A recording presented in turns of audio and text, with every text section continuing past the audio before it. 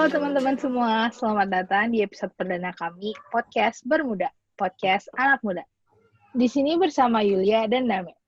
Berhubung ini podcast pertama kita harus jelasin dulu nih, kenapa Podcast Bermuda ini Podcast Anak Muda. Podcast ini dibuat untuk membahas isu-isu anak muda yang dikemas secara menarik dan santai sehingga semua kalangan usia dapat menikmatinya. Kali ini kita mau bahas tentang masalah yang ada banget nih di Indonesia, tapi masih banyak yang kurang sadar akan masalah ini. Tapi sebelum kita mulai, kita kenalan dulu yuk sama narasumber kita. Hai Glenn. Halo semuanya. Perkenalkan, kalau yang belum tahu, nama gue Glenn. Aku dari Mata Kaki, komunitas yang menggencarkan mental health itu sendiri, dan aku sendiri di sana sebagai content writer-nya dari Mata Kaki. Halo semuanya. Halo. Nah, tadi Glenn udah perkenalan, aku pengen langsung masuk nih ke inti dari podcast kita. Tapi sebelumnya, kalian pernah dengar cerita nggak sih tentang seorang anak, dia anak kecil cowok, nangis, terus ditenangin sama orang tuanya dengan embel-embel, anak ganteng nggak boleh nangis. Aku juga suka bingung deh sama yang kayak gitu-gitu. Padahal kan nangis sebenarnya kan bermanfaat ya untuk kesehatan kita. Nah, penelitian oleh Steven Sidorov yang mana beliau adalah seorang psikologis klinis mengatakan bahwa air mata emosional itu mengandung hormon stres yang sangat tinggi. Nah, stres itu menekankan otot dan meningkatkan ketegangan.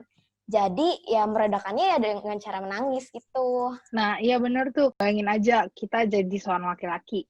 Kita nangisin luka yang menyakitkan, atau mungkin kita patah hati yang emosional banget tuh, yang terasa kayak ini tuh akhir dari dunia. Kemudian tuh kita malah dikasih tahu sama orang kayak man up, chin up gitu loh, kayak bangkit. Alih-alih ditanya dengan lembut, apa sih yang bikin kita nangis? Gimana sih perasaan kita tentang itu? Sama apa yang kita pikir dapat kita lakukan tentang itu. Nah, kalau lagi patah hati atau lagi bersedih, masa nggak boleh nangis sih? Nah, Glenn, gimana sih menurut pandangan kamu? Kalau pandangan aku ya, jadi kalau menurut pandangan aku sih itu kayak apa ya, kalau kalian ada di lingkungan seperti itu, para kaum Adam, jadi dan aku masih berpikir kalau laki-laki itu kayak nggak boleh nangis atau laki-laki itu harus kuat apa segala macam, ya gue mau kasih tahu kalau misalkan kayak lu tuh kayak burung di dalam sangkar dan lu bakal ngira kebebasan itu cuma sebagai penyakit yang ada di diri lu sendiri sih. Jadi kayak semua hal itu tuh nggak bisa lu kotakan gitu loh. Nah, sementara menjadi diri lu sendiri, berekspresi dengan diri lu sendiri, membuat konsep diri lu sendiri yang secara kontekstualnya itu bebas, apa segala macam, ya itu membuat diri lu tuh kayak ya udah bakal jadi enteng aja buat diri lu sendiri daripada lu harus ngikutin pace-nya orang lain gitu loh. Lu nggak boleh nangis lah, lu kan laki-laki apa segala macam. Berarti kan lu ngikutin pace-nya orang lain kan. Dan lu serta-merta ya bakal nggak penuhin tujuan orang lain, tapi bukan memenuhi diri lu sendiri sebagai living beings gitu loh. Nah, makanya dari itu, kalau menurut gue untuk lu jadi kayak dikotakan seperti itu, ya gue maksudnya nggak setuju aja gitu loh kalau lu mau kayak gitu. Tapi kalau itu nyaman buat lu ya terserah lu sih. Tapi kalau menurut gue sih enggak banget kalau gue gitu. Nah, secara nggak langsung tuh kita udah pernah menjadi saksi dari toxic masculinity itu sendiri dari dulu. Mengingat sering banget kita dengar ungkapan itu. Tapi apa sih sebetulnya toxic masculinity itu? Nah, menurut jurnal yang aku dapat kemarin, jurnal dengan judul Kepribadian dan Perbedaan Individu Maskulinitas, itu dinyatakan bahwa toxic masculinity itu lahir dari pesan sosial yang berasal dari masyarakat patriarkis, di mana itu mengacu pada perilaku dan sikap yang kasar yang dikaitkan dengan laki-laki. Hal tersebut merupakan ide dari budaya di mana kejantanan adalah kekuatan dan emosi adalah kelemahan. Di situ juga tertulis bahwa laki-laki harus bisa mengendalikan emosi pada situasi yang penuh tekanan, ataupun yang dominan seperti apa yang patriarkis melakukan. Istilah maskulinitas itu sendiri juga memang baik untuk membantu membangun identitas seseorang di lingkungan sosial, tetapi jika orang tersebut tidak mampu mewujudkan itu, di situ maka toxic masculinity terjadi. Nah, kalau dari segi aku sih, aku kan K-popper ya. Udah sering banget dengar ungkapan yang mengarah ke toxic masculinity. Mulai dari komentar, cowok kok pakai make up, cowok apaan tuh rambutnya warna-warni, sampai cowok apaan tuh nari-nari kayak gitu. Bahkan gak sedikit loh yang mempertanyakan seksualitas mereka karena hal-hal itu, karena keestetikan mereka.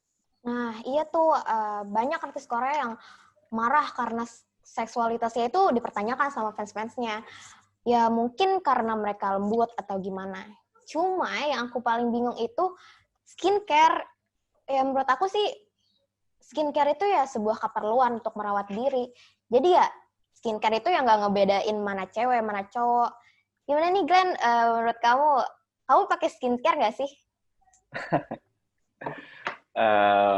Untuk pakai skincare sih pasti pakai, dan ya itu sebagai jaminan itu untuk lu menghargai diri lu sendiri, sebagai reward untuk lu ngehargain diri lu sendiri, kayak lu dimanja-manjain untuk merawat kulit. Apalagi kan gue juga ikut, sorry ya kalau ini agak ini, ikut yang salah kecantikan itu. Nah itu kayak itu enak kok, itu bukan, itu enak, maksudnya enak karena muka gue dipijit-pijit apa segala macam, jadinya kayak ya kenapa nggak lu coba gitu loh.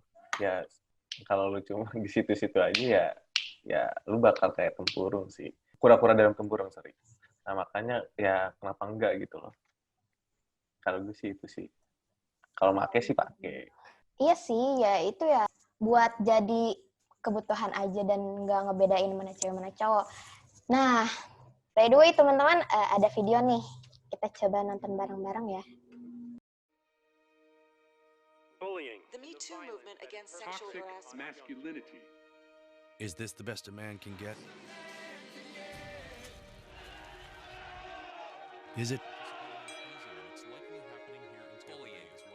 We can't hide from it.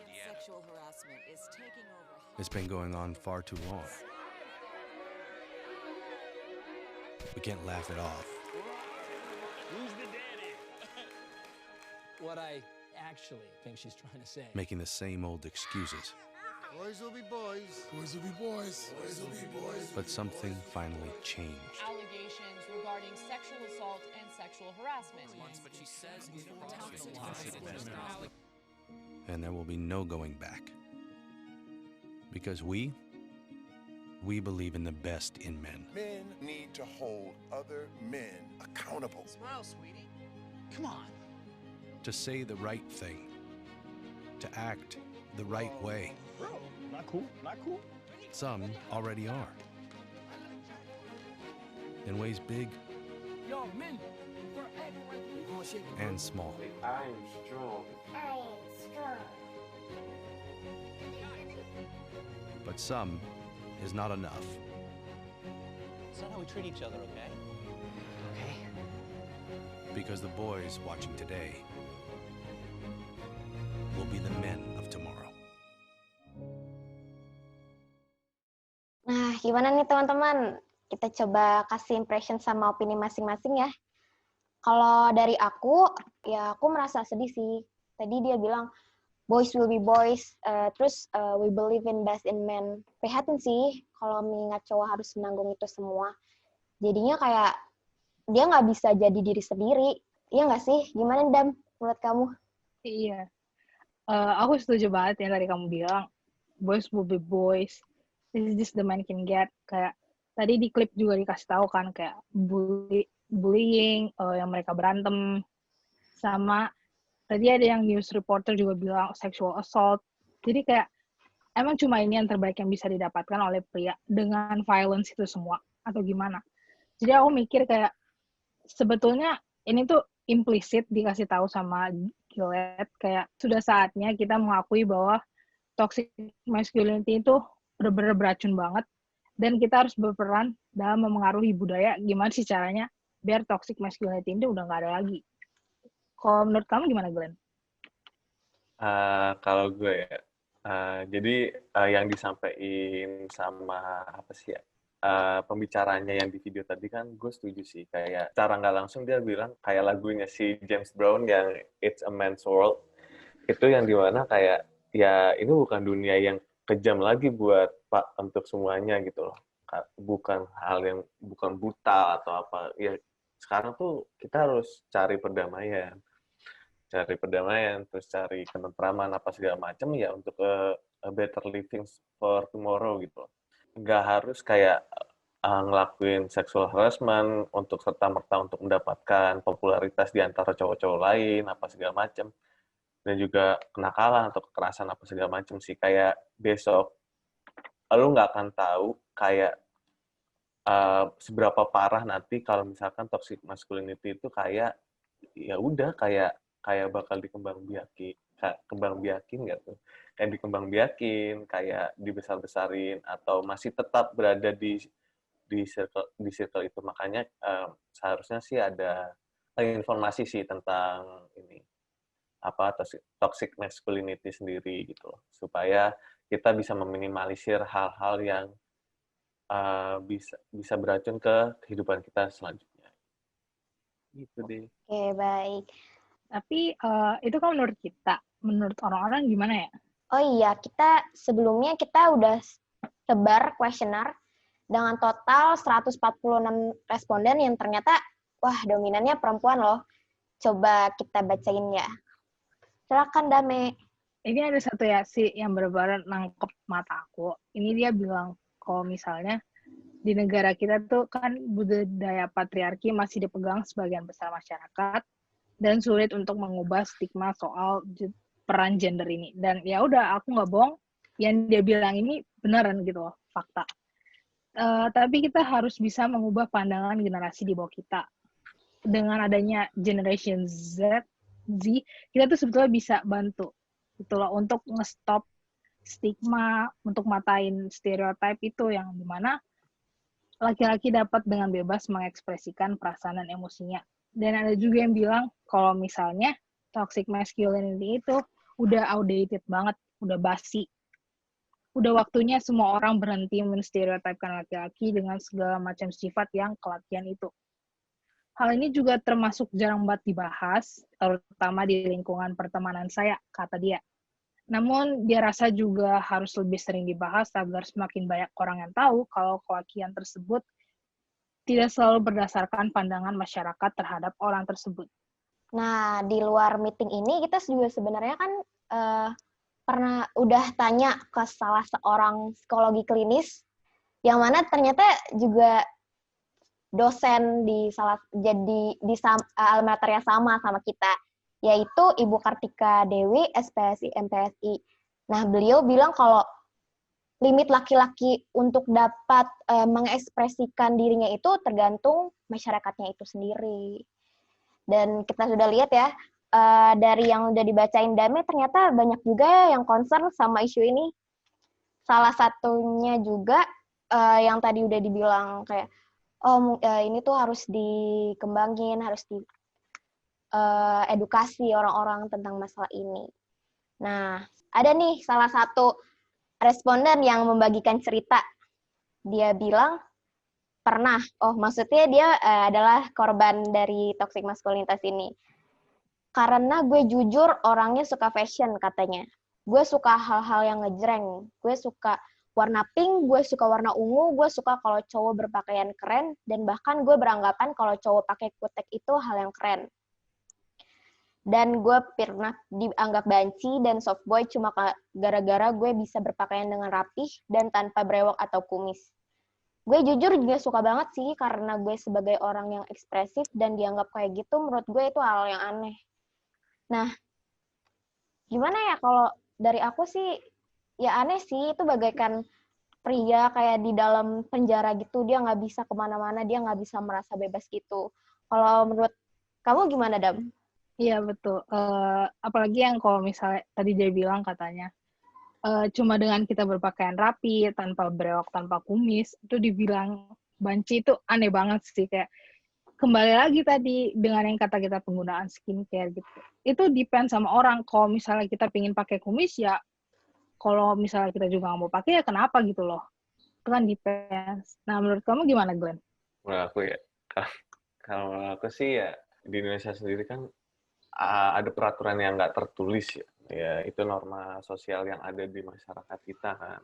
Apalagi kan kita nggak tahu background yang responden itu bilang kayak di kata-katain lu soft banget apa segala macam, kan kita nggak tahu background dari lingkungan dari siapa ya yang ngatain responden itu gitu. Nah, itu menurut gue resiko dari masing-masing kita melakukan sesuatu sih. Kayak kalau lu ngelakuin ini pasti ada resikonya ini apa segala macam. Ya kalau lu nggak tahan sama resikonya ya udah gitu loh. Pasti bakal banyak yang apa ya, yang ngatain itu bakal kayak superior aja gitu menurut gue. Makanya di balik itu ya lu harus lebih kuat lagi dari si yang ngatain sih. Jadi kalau lu pengen megang kebebasan absolut ya menurut gue sih lu harus serang balik sih. Serang balik di dalam konteks jangan yang jangan konteks yang fisik ya, tapi menurut gue ya kayak lu bisa speak up, lu bisa bikin upeti apa segala macam sih. Kayak nggak harus semuanya tuh kayak di kotak, ya balik lagi di kotakan seperti tadi sih. Kalau lu nggak mau kebebasan lu direnggut, ya lu harus serang balik. Kalau gue sih itu sih. Tadi Glenn udah bilang, sama Yulia, kita bertiga udah bilang impression kita gimana sama cerita salah satu responden kami. Terus aku mau nanya nih, terakhir kali lagi, untuk Glenn, gimana sih caranya kita mengurangi adanya kehadiran toxic masculinity ini? Gimana cara kita ngebujuk masyarakat untuk memotong sifat beracun ini dan membiarkan siapapun menjalani hidup mereka seperti yang mereka inginkan tanpa memandang gender mereka? Aduh, Silakan, berat. Glenn. Kenapa pertanyaan dadak sekali? Gimana ya? Yang pertama sih pasti balik lagi yang ke serang balik sih. Serang balik tuh dalam konteks ya lu harus pick up. Pertama edukasi sih. Nah, edukasiin masyarakat sekitar buat apa yang namanya itu toxic masculinity, apa yang namanya itu gender equality, apa segala macam. Menurut gua itu salah satu dasar yang penting sih buat ini. Karena ya edukasi itu menurut gua kayak dasaran fondasi dari ini sih. Kalau dasarannya sendiri udah terpenuhi ya kita bisa, jangan pernah lu ngemaksa orang untuk ngeiniin tindakan lu sih. Kayak di sekitar lu nih lingkungannya berat banget nih buat lu untuk speak up.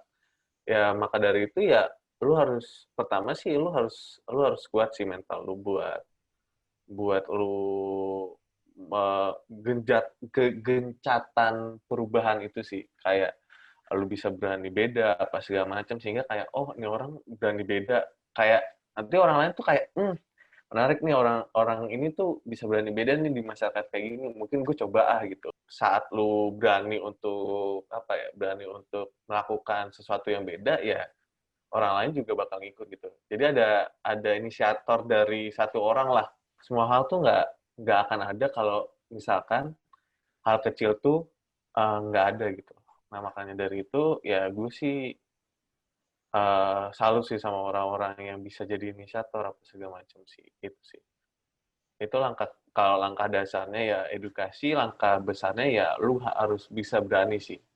Lu harus bisa berani untuk membuat perubahan itu sendiri sih. Dan juga yang terakhir adalah controlling sih. Controlling di sini tuh kayak misalkan nggak membuat norma-norma yang ada tuh jadi tersingkirkan gitu loh. Nah makanya dari itu kayak gimana caranya lu harus kayak sesuaiin aja sama norma-norma yang ada gitu. Berat banget ya pertanyaannya. Jadi kalau gimana ya kalau misalkan menurut lo dengan cara sosialisasi atau edukasi ke orang-orang atau memberikan penjelasan itu ke orang lain, menurut lo bisa nggak sih? Bisa aja sih, asalkan yang satu orang yang lu kasih tahu tuh nggak batu aja gitu loh. Ya yang penting bisa terbuka gitu loh. Oke, berarti kuncinya itu terbuka ya. Nah, teman-teman berarti kalau kita simpulin ya, dari topik yang udah kita bicarain, yang jadi masalah utama dengan toxic masculinity itu adalah yang menganggap hanya ada satu cara untuk menjadi seorang pria gitu ya. Nah, pria harus inilah, pria harus itu. Nah, gimana sih yang cara menghadapinya ya? Tadi Glenn udah jelasin, berarti harus kontrol, habis itu harus menerima risiko, tahan, dan lain sebagainya. Edukasi, sosialisasi bisa, cuma ya tergantung orang itu mau menerima atau enggak. Betul atau Baik. tidak. Harapannya apa ya berarti? Dengan adanya pemahaman itu ya ada perubahan lah di antara kita gitu ya. Gimana, Dam? Iya, aku juga mikirnya ya udah stop kita kayak ngelakuin toxic masculinity. Udah saatnya kita jadi agen reformasi. Kadang kasian juga ngeliat yang tadi laki-laki nggak bisa berekspresi, yang kayak salah satu responden kita masa pakai baju suka warna pink aja dikatain banci, kan nggak jelas banget. Jadi aku berharap banget ke depannya, terutama untuk generation Z, kita bisa mematahkan semua stigma sama stereotip tentang toxic masculinity ini. Gimana, kamu setuju nggak, Glenn? Nah, setuju dong pastinya. Kayak meminimalisir aja deh, kalau mematahkan tuh terlalu gede banget sih. Impact-nya gede banget bermasyarakat. Jadi kalau menurut gue untuk sekarang ini kayak kalau masih banyak, ya udah minimalisir aja. Kayak mungkin akan ada orang-orang yang baru gitu yang bakal jadi agen reformasi. Kece banget. Agen reformasi yang bikin agen reformasi yang ngebuat toxic masculinity ini bakal pudar mungkin gitu kan. Ya udah kayak gitu aja. Oke, Wah, ternyata perbincangan yang sangat informatif dan menyenangkan ya barusan. Ya, semoga dapat memberi wawasan kepada audiens. Karena ya bahkan aku atau mungkin kita ya, Dam, udah dapat banyak ilmu banget nih. iya. Yang ternyata wah Dari Glenn. dari Glenn, thanks Glenn, kita dapat ilmu. Thank you banget. Ya, terus makasih juga buat kehadirannya Glenn di sini. Dan makasih semuanya sudah mendengarkan talk show kami. Sampai jumpa lain waktu. Bye.